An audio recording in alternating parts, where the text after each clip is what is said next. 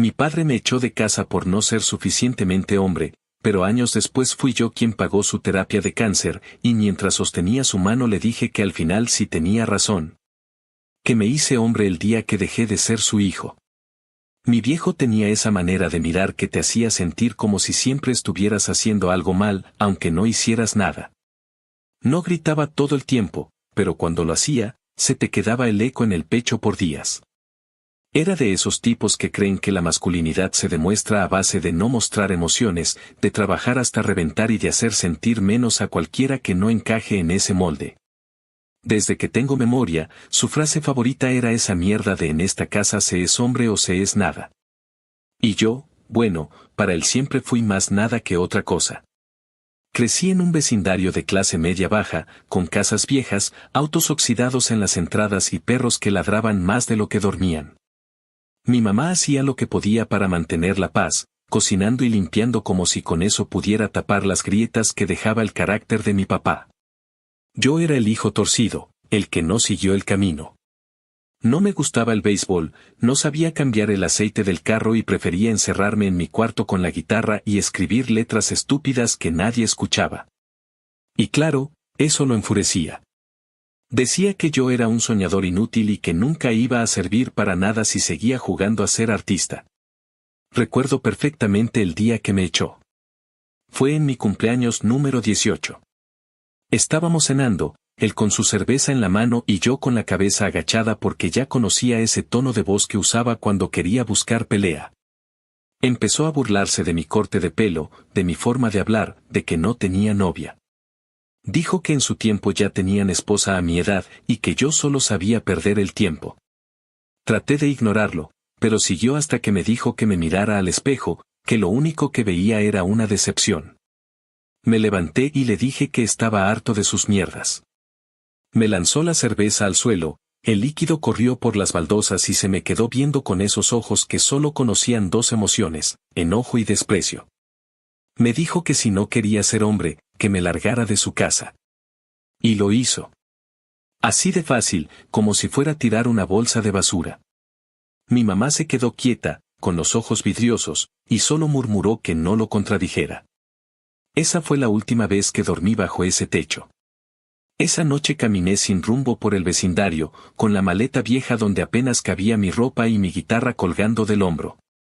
No tenía a dónde ir. Terminé tocando en un bar de mala muerte por unos cuantos dólares y durmiendo en el sofá de un amigo que me debía un favor.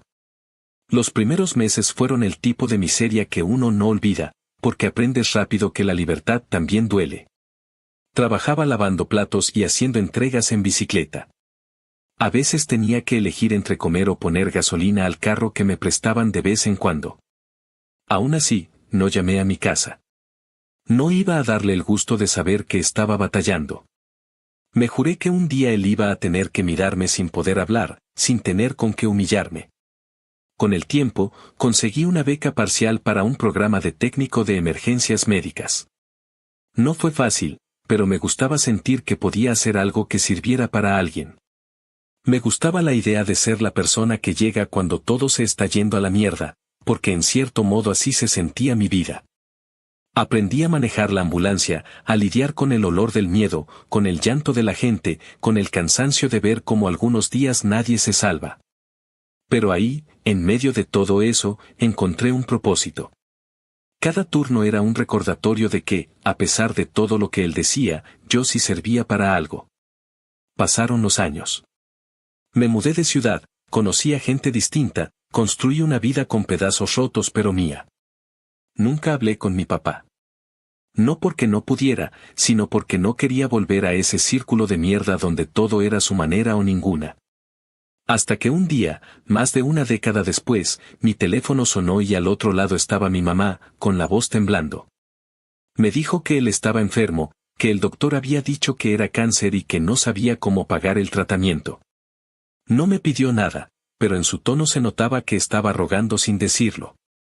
No supe qué sentir. Parte de mí se reía por dentro, porque la vida tenía un humor retorcido, el hombre que se creía invencible ahora necesitaba ayuda para no morirse. Pero también estaba esa otra parte, la que todavía recordaba el olor del taller, la voz de mi mamá llamándome a cenar, las pocas veces que él me dio un consejo sin insultarme. Esa parte me dijo que fuera. No por él, sino por mí, para cerrar el ciclo, para dejar de cargar con el odio como si fuera herencia. Así fue como empecé a manejar de nuevo hacia esa casa, con la misma mezcla de rabia y resignación que uno siente cuando va a abrir una herida vieja. Y fue ahí donde, sin saberlo, comenzó la venganza más lenta y más jodidamente justa que la vida me iba a dejar ejecutar. Actualización 1. Pasó tiempo. No un par de semanas, sino años que se fueron apilando hasta que ese llamado de mi mamá me obligó a regresar. Conducía de vuelta con la sensación agria en el estómago que te dan los lugares donde creciste y que juraste dejar atrás, y antes de bajar del carro me repetí que había venido a hacer una tarea. No a buscar abrazos ni a colgar medallas. Entré a la casa y el olor era el mismo de siempre, mezcla de grasa vieja y café recalentado, solo que ahora había pastilleros en la mesa y una carpeta llena de papeles que nadie entendía. Mi papá estaba más chico, encogido en el sillón con una cobija sobre las piernas, y cuando levantó la vista me soltó esa broma estúpida que parecía tener guardada desde hacía años, que si yo seguía con mis mariconadas. Que si el artista por fin venía a pintar una pared, me mordí la lengua porque no vine a pelear, vine a poner orden, y le dije que sí, que yo era el que iba a llevarlo a sus citas. Y que si no le gustaba podía decirle al cáncer que esperara sentado. Mi mamá respiró como quien suelta un peso y me puso en las manos la carpeta con sus cuentas, sus pólizas, las cartas del hospital que parecían escritas para joder. Y empecé a leer con calma porque esa era la única manera de no mandar todo al carajo. La primera semana fue una clase acelerada de burocracia en la que me tocó enseñarles a mis propios padres cómo funciona un sistema hecho para marearte. Tenían cobertura básica, pero sin ese complemento que hasta el nombre suena a trampa, y el oncólogo que habían visto quedaba fuera de red. Así que cada consulta salía como un madrazo directo a la cuenta de ahorros que mi mamá había estado guardando con miedo y paciencia. Me senté con ellos en la mesa y les expliqué, sin adornos, que necesitábamos cambiar de clínica, que había que conseguir una derivación oficial. Que iba a llamar a facturación para pedir un plan de pagos y que si no nos daban algo razonable iba a pedir asistencia por ingreso. Mi papá masculló una grosería y soltó que en sus tiempos nadie pedía limosna, que uno apretaba los dientes y seguía, y yo le contesté que apretara lo que quisiera. Pero que yo no iba a dejar que unos cabrones con traje se llevaran la casa por orgullo. Llamé a la línea del seguro, me comí la música de espera mientras revisaba códigos en las cartas, hice preguntas que a fuerza de trabajar en emergencias ya sabía hacer. Y cuando por fin me contestó una persona con 2 dedos de frente, acordé que la primera quimioterapia entraría con una autorización provisional y que el resto se evaluaría con un informe del médico. Colgué con la cabeza caliente y las manos temblando, más por el estrés que por el café, y mientras mi papá le pegaba a la mesa con los nudillos como si eso cambiara algo. Mi mamá me agradeció con ese hilo de voz que se le sale cuando está a punto de romperse. No iba a llorar ahí, no frente a él, así que me levanté, agarré las llaves y dije que al día siguiente saldríamos temprano porque estacionar en el centro médico era un infierno y no iba a pagar tarifa completa por llegar tarde. La primera ida a la clínica fue un choque entre su orgullo y la realidad. Yo manejé, porque con los medicamentos no debía tocar un volante, y en el camino él empezó con sus historias de siempre, que el taller, que los clientes que no querían pagar lo justo, que el mundo estaba lleno de flojos. Y yo solo le contesté que ahora el flojo era su cuerpo y había que ponerlo a trabajar con veneno medido, y que a ver si aprendía a quedarse callado mientras le metían en la vena lo que iba a salvarle la vida. En admisiones pedí el formulario de privacidad, firmé como contacto principal porque mi mamá se perdía con tanta casilla, revisé que el nombre estuviera igual que en la tarjeta para que no saliera ningún cobro rebotado. Y cuando la recepcionista me dijo que había un saldo previo pendiente, le pedí que lo dividiera en pagos mensuales razonables y lo dejé asentado por escrito para que luego nadie saliera con cuentos.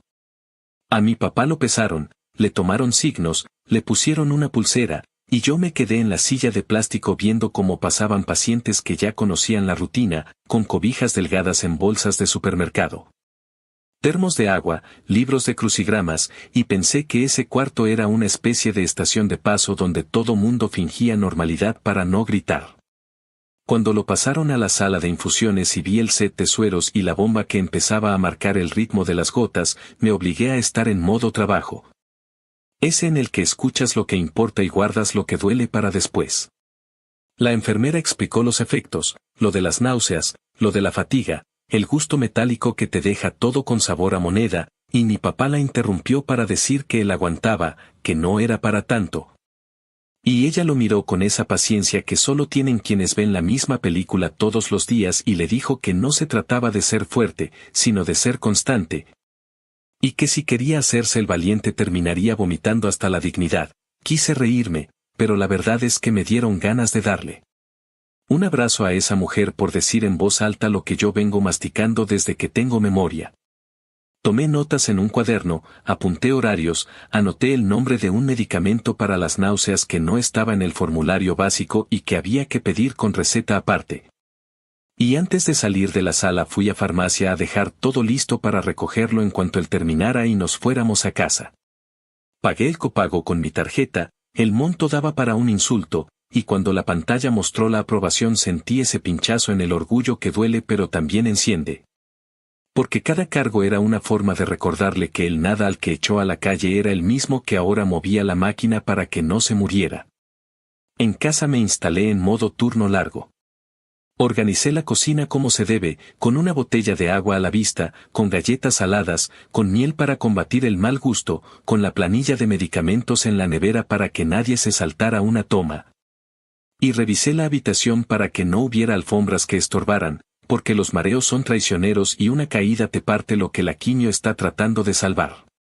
Le hablé a mi papá sin gritos ni sermones, le expliqué lo que iba a sentir, lo que no debía tragarse por macho, la importancia de avisar si había fiebre. Y él me miró con esos ojos cansados que por primera vez no parecían un juicio sino un pedido, y murmuró que no quería dar lástima, que prefería no recibir a nadie. Que si los vecinos preguntaban dijeran que estaba arreglando un motor en el patio. Me dolió la ridiculez del comentario, pero no era momento para educarlo, y solo le dije que podía decir lo que quisiera a quien quisiera, siempre y cuando a mí me dijera la verdad cuando algo le doliera. Cada cita se convirtió en un pequeño ritual que mezclaba rabia con disciplina. Yo llegaba temprano, llenaba lo que hubiera que llenar, peleaba si ponían un cargo que no correspondía, pedía nombres y apellidos de cada persona que me daba una respuesta para que luego nadie se hiciera el desentendido. Y cuidaba que mi mamá comiera algo porque se le olvidaba hasta respirar. Cuando salió la carta con la negativa al estudio de imágenes por un tecnicismo absurdo, me planté en el teléfono hasta hablar con un supervisor y le expliqué con palabras claras por qué necesitábamos ese maldito estudio.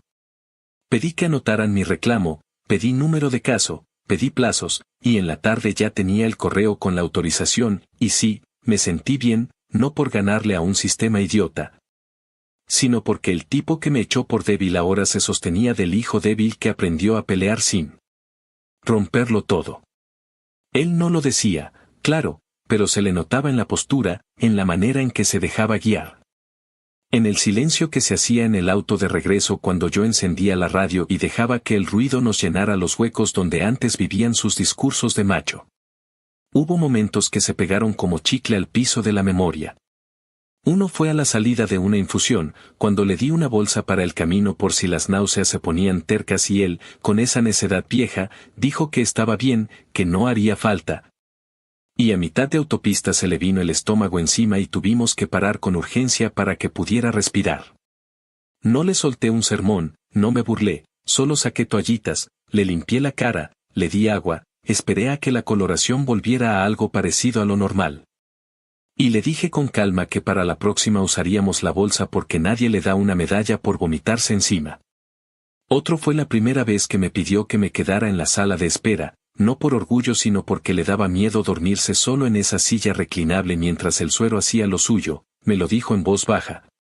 Como si le estuviera confesando un crimen, y yo asentí y me quedé, y pasé mis horas haciendo cuentas, revisando horarios, mandando mensajes a mis turnos para acomodar descansos, y sí, tragando el rencor que a veces subía a la garganta, porque nada de eso borraba lo que hizo, pero todo eso empezaba a poner distancia entre quién fui y quién soy.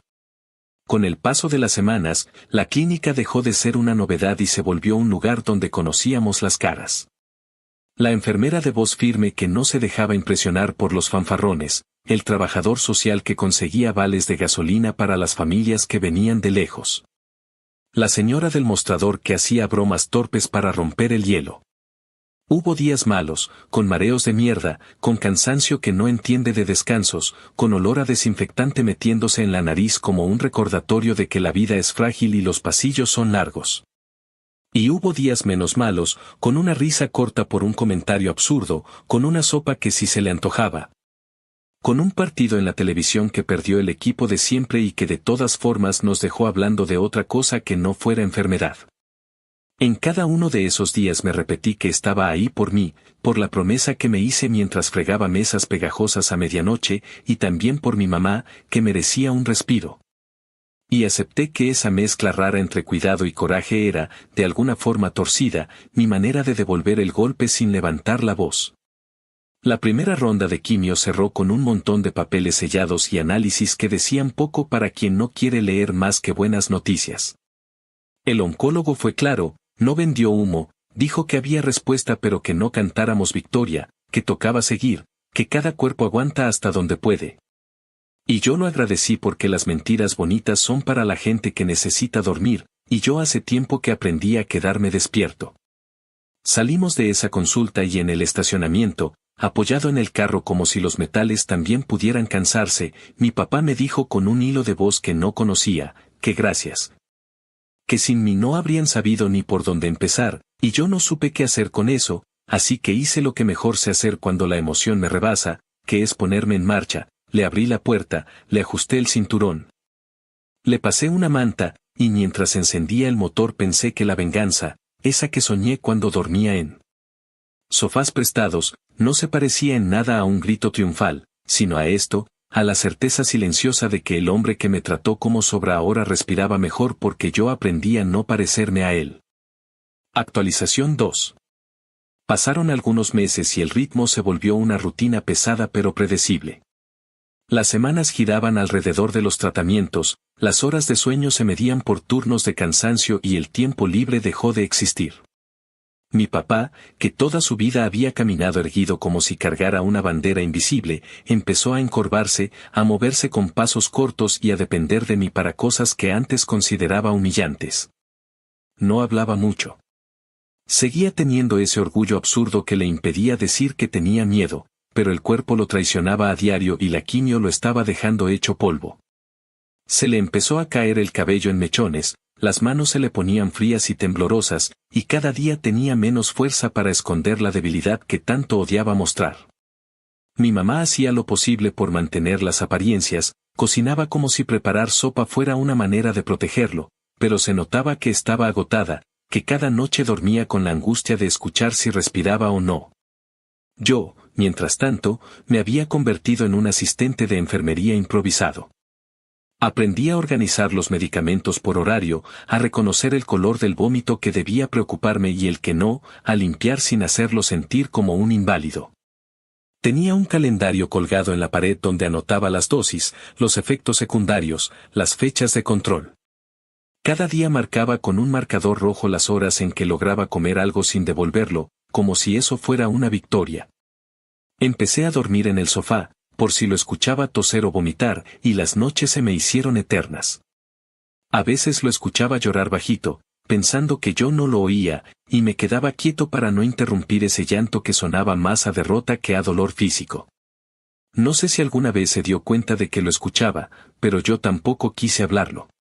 No había nada que decir que pudiera hacer más liviano algo tan jodido. En medio de todo eso, seguía trabajando. Tenía turnos de madrugada como técnico de emergencias y al amanecer manejaba directo a su casa para acompañarlo a las citas. No tenía tiempo ni de pensar en mí.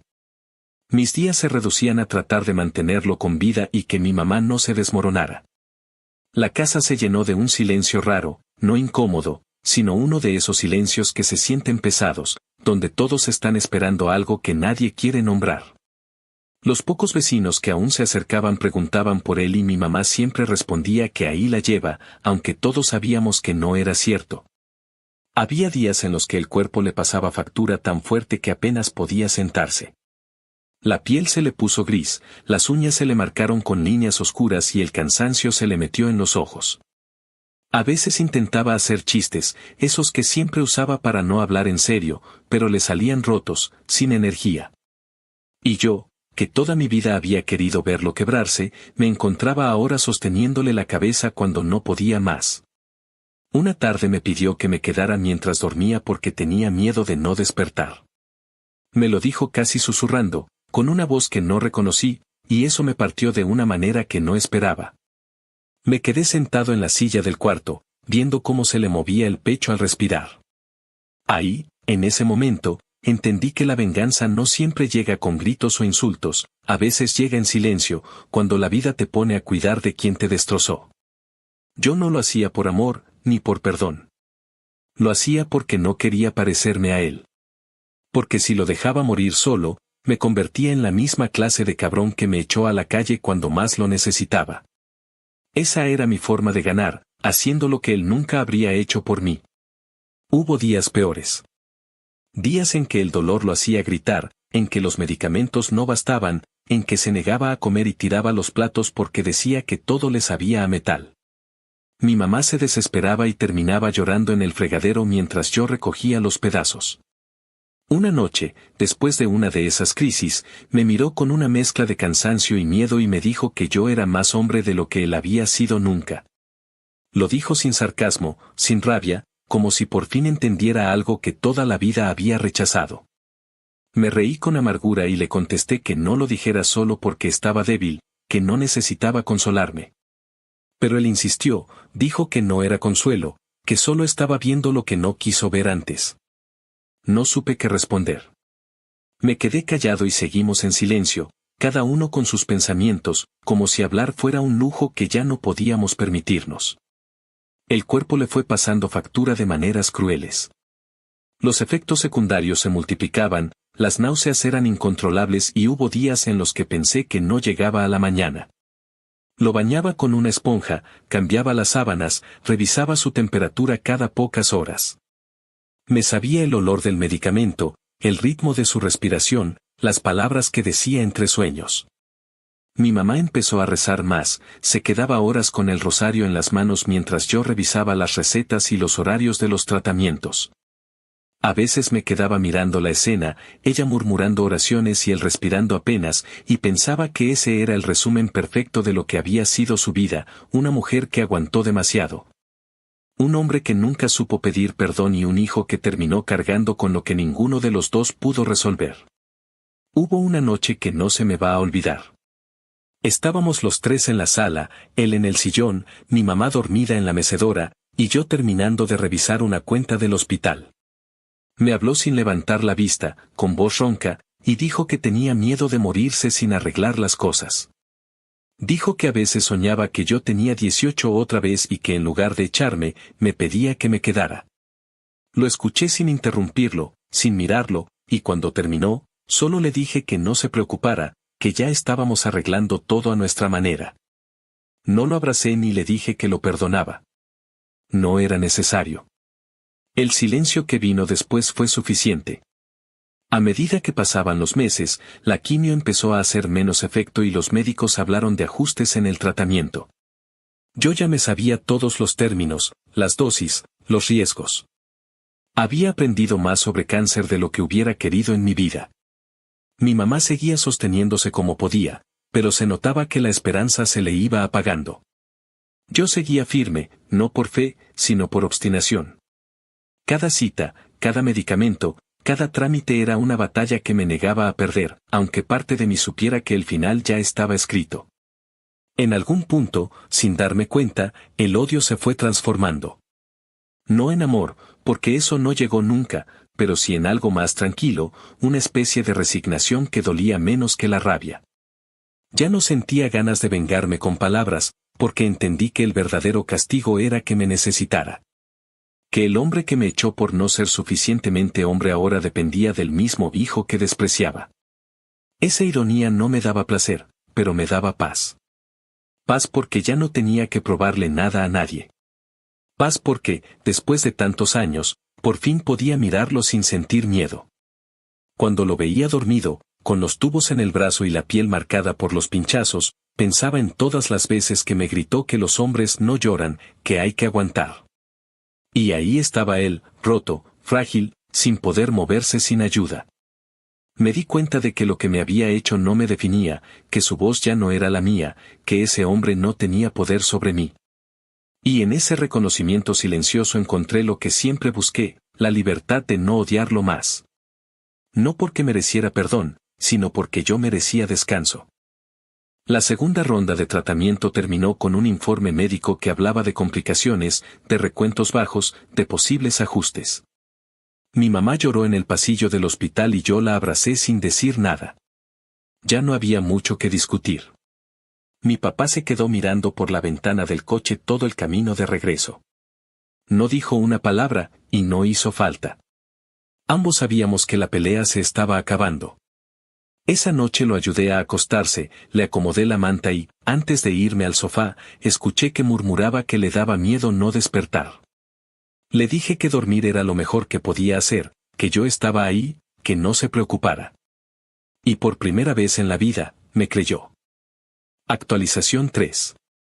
Había pasado casi medio año desde la última ronda de quimio y, aunque el calendario seguía lleno de citas, los días habían perdido esa urgencia constante que tenían al principio.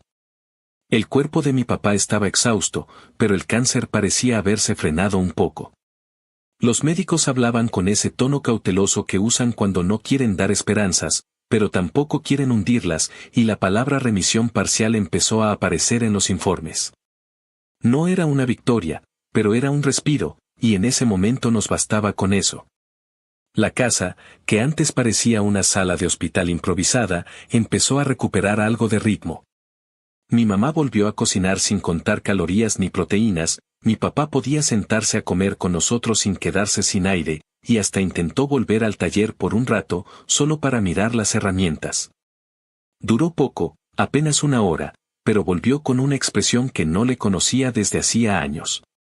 Era como si hubiera recordado por un instante quién había sido antes de enfermarse. Yo seguía al pendiente de todo. Revisaba las citas, los medicamentos, los análisis. Me había convertido en una especie de secretario, enfermero y chofer a tiempo completo, y aunque eso me drenaba por dentro, no podía soltarlo. Había algo en todo ese proceso que me mantenía anclado, una necesidad casi irracional de ver cómo se sostenía un poco más, como si eso fuera mi responsabilidad personal. En medio de todo eso, empezamos a hablar más, no de cosas profundas, pero sí de cosas que antes eran imposibles. Conversaciones cortas, con pausas largas, sobre fútbol, sobre la comida, sobre los vecinos, pero conversaciones al fin. Había días en los que, sin decirlo, los tres sabíamos que algo estaba cambiando. No era perdón, no era olvido, pero era como si la vida nos hubiera empujado a hablar desde otro lugar, más cansado, más honesto. Un día, mientras esperábamos en el hospital para una consulta, vi un mural hecho de papel donde los pacientes escribían nombres y pequeñas dedicatorias. Era una pared llena de mariposas recortadas, cada una con un mensaje para alguien que estaba en tratamiento o que ya no estaba. Mi mamá me pidió que escribiera el nombre de mi papá. No sabía qué poner, no quería escribir nada sentimental ni fingir cariño que no sentía. Al final escribí algo simple, casi una broma interna: Carlos, terco como siempre. Mi mamá lo leyó y sonrió entre lágrimas. Mi papá, al ver lo que había escrito, me soltó un "no me mates todavía, cabrón", con una media sonrisa, y por primera vez en mucho tiempo nos reímos los tres. Fue una risa corta, cansada, pero genuina. En ese momento me di cuenta de que las cosas estaban cambiando sin que yo lo forzara. Después de unos meses, el oncólogo confirmó que el tumor había reducido su tamaño. No era una cura, pero era un avance. Mi mamá lloró en el consultorio mientras el médico explicaba los resultados. Yo solo asentía, sin saber cómo sentirme. No había euforia, solo alivio. Era como si el cuerpo me dijera que no podía celebrar algo que todavía estaba colgando de un hilo. Mi papá se limitó a decir que ya era hora de comer algo que no supiera a plástico, y lo llevamos a su restaurante favorito, un lugar pequeño donde servían tacos grasientos y cerveza barata. Ahí, entre platos desordenados y el ruido de la televisión, dijo una frase que se me quedó grabada. Dijo que tal vez había sido un imbécil, que no sabía cómo cambiar lo que hizo, pero que quería intentar ser menos mierda de aquí en adelante. No sonaba a disculpa ensayada, sonaba a verdad, y eso lo hizo más difícil de procesar. Mi mamá se cubrió la cara con las manos y empezó a llorar. Yo solo lo miré y le dije que no sabía qué hacer con eso, pero que lo escuché. Fue lo más cercano a un perdón que tuvimos, y tal vez lo más sincero que nos dijimos en toda la vida. Después de ese día, algo se aflojó entre nosotros. Ya no había tensión en cada palabra ni ese aire denso que se respiraba cada vez que compartíamos una habitación. Empezamos a tener una especie de normalidad rara, frágil, pero real. Yo seguía cuidándolo, pero ya no con esa mezcla de rencor y deber, sino con algo que se parecía más a compasión. No por él, sino por lo que la vida le hizo ser.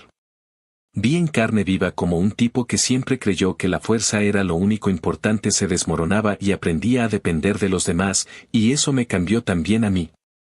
Me di cuenta de que el odio cansa más que cualquier jornada de trabajo, y que a veces soltar no es rendirse, sino descansar.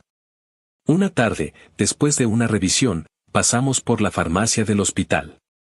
La fila era eterna, y mientras esperábamos, un chavo joven se me acercó a pedirme cambio para el bus. Tenía esa mirada perdida que yo reconocí al instante, la misma que tenía cuando dormía en sofás ajenos y fingía que no me dolía. Saqué unos billetes y le compré un pase semanal. No sé por qué lo hice. Supongo que fue un reflejo, un impulso. Mientras lo veía alejarse, me cayó encima la idea de que todos estamos un poco rotos, solo que algunos aprendemos a disimularlo mejor. Caminé hasta el auto con esa sensación rara de entender algo que nunca me habían explicado, que crecer no era volverse fuerte, sino aprender a no seguir repitiendo la misma historia. Con el tiempo, la casa se llenó otra vez de sonidos normales. El televisor sonando a medio volumen, los platos golpeando en el fregadero, las llamadas de los familiares que preguntaban cómo seguía. Mi papá se volvió más callado, pero ya no con ese silencio de enojo, sino con uno más tranquilo, como si finalmente hubiera aceptado que la vida no le debía nada.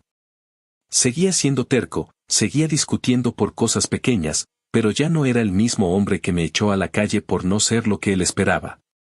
A veces me pedía ayuda sin sarcasmo, y eso, viniendo de él, era casi un milagro. En una de las últimas consultas de control, el oncólogo dijo que el cáncer estaba bajo control, que seguiríamos con vigilancia regular. Salimos del hospital y mi papá me pidió que lo llevara al taller. Estuvimos ahí un rato, en silencio, mientras él miraba las herramientas como si fueran viejos amigos. Se sentó en una banqueta, me pidió que le alcanzara una llave inglesa, la sostuvo un momento y la dejó sobre la mesa. Dijo que el ruido del metal todavía le gustaba, pero que ya no tenía fuerza para trabajar. Me contó que extrañaba el olor del aceite, pero que al mismo tiempo sentía alivio de no tener que demostrarle nada a nadie. Lo escuché hablar y entendí que esa era su forma de decirme que por fin había soltado la guerra que tuvo toda la vida, primero con el mundo, luego conmigo, y al final consigo mismo. Cuando lo dejamos en casa, mi mamá sirvió café y él levantó su taza para hacer un brindis improvisado. Dijo, casi en broma, que brindaba por los hombres que aprendían a tiempo. Yo no supe si reír o quedarme callado, así que solo choqué mi taza con la suya. No era un brindis de reconciliación, era uno de tregua. Una tregua que me supo a justicia, no porque lo hubiera perdonado, sino porque por fin ya no me debía nada. Y esa paz, después de tantos años de rabia contenida, se sintió como respirar sin dolor por primera vez.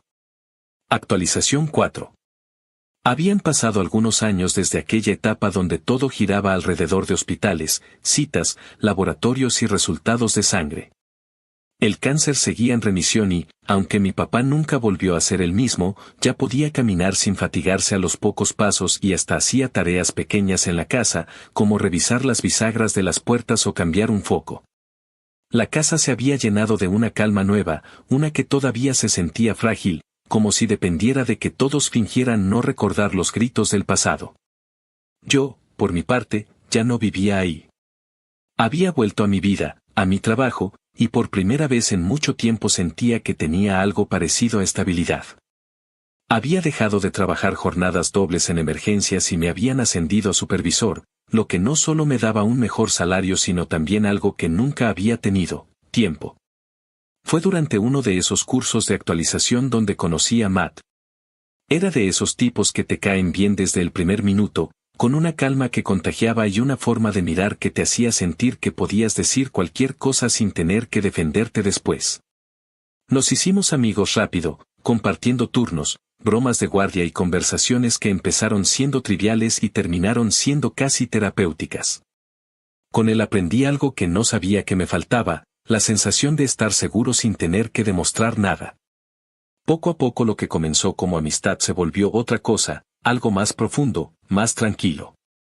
No hubo grandes declaraciones ni escenas de película, solo la certeza de que estar con él era fácil.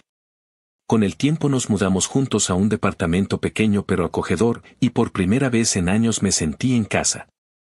Adoptamos un perro, un mestizo rescatado que tenía una energía desbordante y una mirada triste, y supongo que eso también era parte del patrón, dos tipos rotos cuidando de algo que necesitaba amor sin condiciones.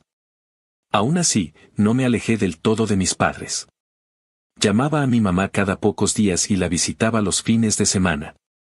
Con mi papá hablábamos de cosas pequeñas, porque no había mucho más que decir. Había aprendido a no esperar conversaciones profundas ni disculpas nuevas, y me bastaba con los gestos. Si me preguntaba cómo estaba el trabajo o me pedía que revisara algo en el auto, lo tomaba como su forma de decir te quiero. Después de todo, había aceptado que ese era el idioma emocional que él hablaba, y forzarlo a otro solo traería frustración. La salud de mi papá se mantenía dentro de lo posible. Tenía días buenos y días malos, aunque ya no tan malos como antes. El oncólogo seguía revisándolo cada pocos meses y los análisis mostraban estabilidad. Mi mamá, que había pasado tanto tiempo viviendo en un estado permanente de alarma, empezó a soltarse un poco, a retomar actividades, a salir a caminar con vecinas, a recuperar algo de vida. Yo los visitaba los domingos y pasábamos la tarde viendo partidos o hablando de trivialidades. Había una normalidad nueva que al principio se sentía extraña, como si nadie se atreviera a confiar demasiado en ella, pero con el tiempo dejó de parecer tan frágil. Recuerdo que en su cumpleaños número 66 le llevé una torta de chocolate, de esas que mi mamá solía hacer cuando yo era niño. Era una especie de ritual simbólico, y aunque él insistió en que no quería celebración, terminé armando algo pequeño. Solo estábamos los tres, la mesa limpia, el perro dormido en el suelo, y un aire raro, entre nostalgia y alivio. Cantamos el feliz cumpleaños con más risa que entusiasmo, y cuando le di el primer pedazo, mi mamá, que no puede evitar sus toques de sentimentalismo, dijo que ojalá cumpliéramos muchos más juntos. Mi papá, que seguía con su manera seca de responder, alzó el vaso de refresco y dijo algo que nos dejó en silencio unos segundos. Dijo que brindaba por los hombres que aprenden a tiempo. Nadie comentó nada, pero en ese momento sentí que esa frase era todo lo que él podía ofrecer como cierre, y bastó. No era una disculpa ni una declaración de amor, pero era una admisión de algo. De lo que fue, de lo que no supo ser, y de lo poco que aún podía intentar enmendar. Esa etapa fue la primera vez en mi vida que entendí lo que era vivir sin estar peleando todo el tiempo con los recuerdos. Dejé de despertarme con esa sensación de rabia contenida que me había acompañado desde la adolescencia. No fue que un día me levanté y decidí perdonarlo, no fue tan fácil ni tan limpio. Simplemente, un día me di cuenta de que ya no me pesaba tanto. Supongo que a eso se le llama sanar, aunque a mí la palabra me sigue sonando cursi. Lo que sí sé es que la distancia ayudó. Verlo menos me permitió mirarlo con más claridad. Ya no lo veía como al monstruo de mi infancia ni como al enfermo que me necesitaba, sino como a un tipo que había hecho lo mejor que sabía con las herramientas que tenía, y que, aunque eso no lo disculpaba, al menos lo explicaba. En el trabajo me iba bien. Supervisar me mantenía ocupado, pero también me daba margen para respirar. Empecé a salir más, a tener una vida más normal.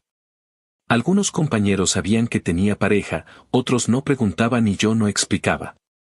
Con Matt no había secretos, pero tampoco proclamaciones. Mi papá nunca me preguntó directamente, aunque intuyo que lo sabía. Supongo que entendió que ya no era su asunto, y que insistir solo serviría para arruinar lo poco que habíamos construido. Con mi mamá sí hablamos una vez. Me preguntó si estaba feliz, y cuando le dije que sí, simplemente respondió que eso era lo único que importaba. Fue un momento sencillo, pero de esos que se te quedan grabados porque resumen todo lo que uno necesita oír de su madre. El tiempo siguió su curso y la vida se fue acomodando. Cada tanto, cuando los chequeos salían bien, mi papá se animaba a hacer pequeños arreglos en la casa. Me llamaba para contarme que había arreglado una lámpara o que el perro de un vecino se metía al jardín. Lo escuchaba y notaba que su voz ya no tenía ese filo constante. Era la voz de alguien cansado, pero más en paz. También hubo recaídas pequeñas, infecciones, noches de fiebre, sustos que nos recordaban que esa calma podía romperse en cualquier momento.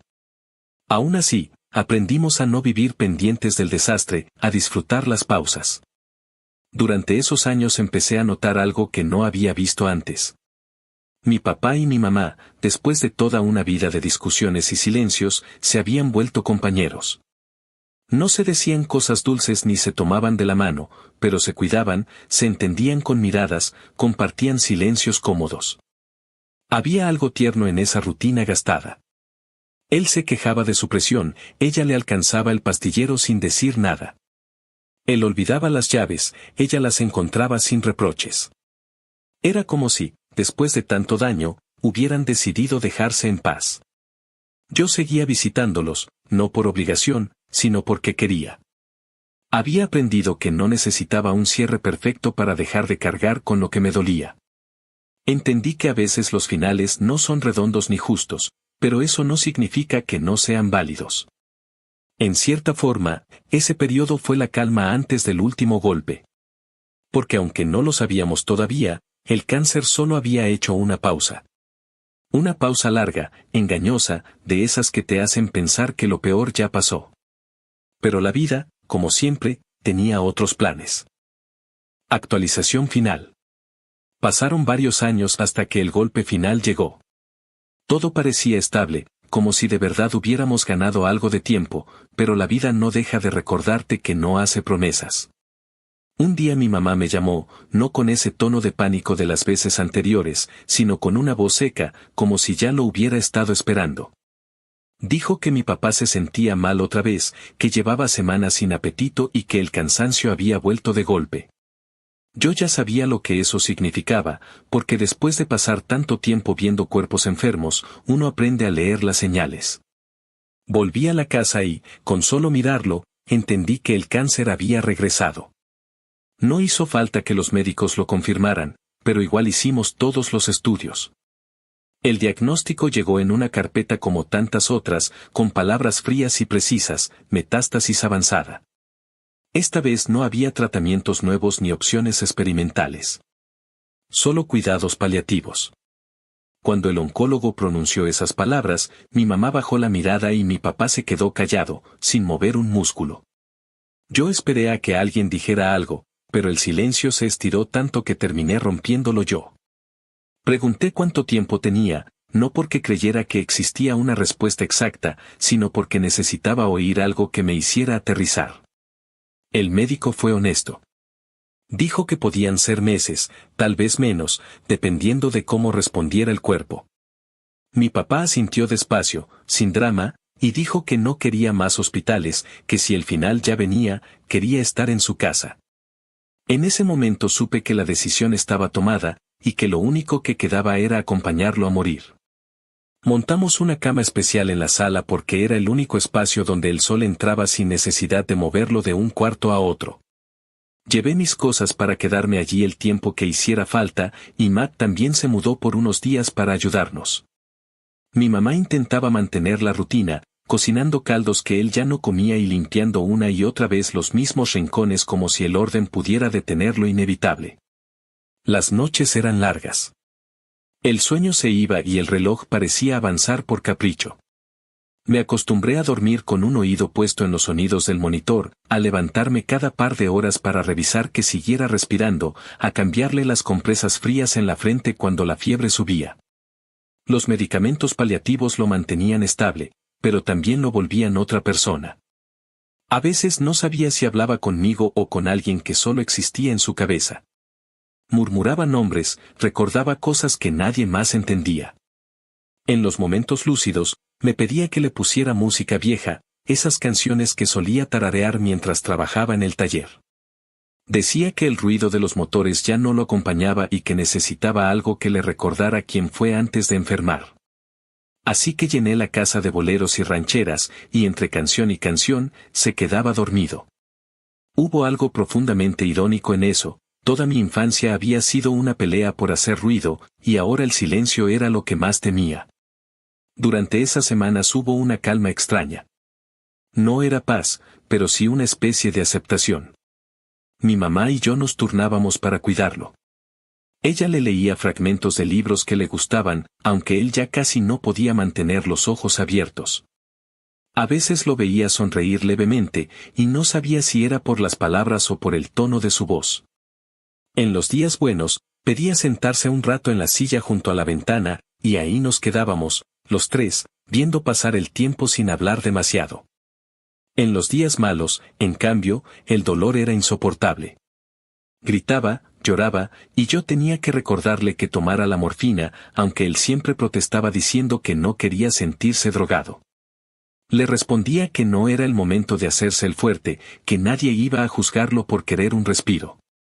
Hubo una noche, especialmente dura, en la que el dolor lo tenía tan fuera de sí que le di la dosis extra sin pensarlo. Me temblaban las manos y mi mamá lloraba en silencio a un costado, repitiendo oraciones que ya no parecían consolarla. Después de un rato, cuando el cuerpo se le relajó y su respiración volvió a hacerse lenta, me miró directamente, con esa mirada vieja que tantas veces había usado para juzgarme, pero que esta vez era distinta. Dijo con esfuerzo que no sabía cómo agradecerme, que nunca imaginó que terminaría dependiendo de mí, y que si podía volver atrás, haría las cosas de otra forma. No sabía si lo decía por culpa, por miedo o por verdadero arrepentimiento, pero no importaba. Lo escuché sin interrumpirlo. Cuando terminó, me dijo que yo siempre había sido más hombre de lo que él pudo ser.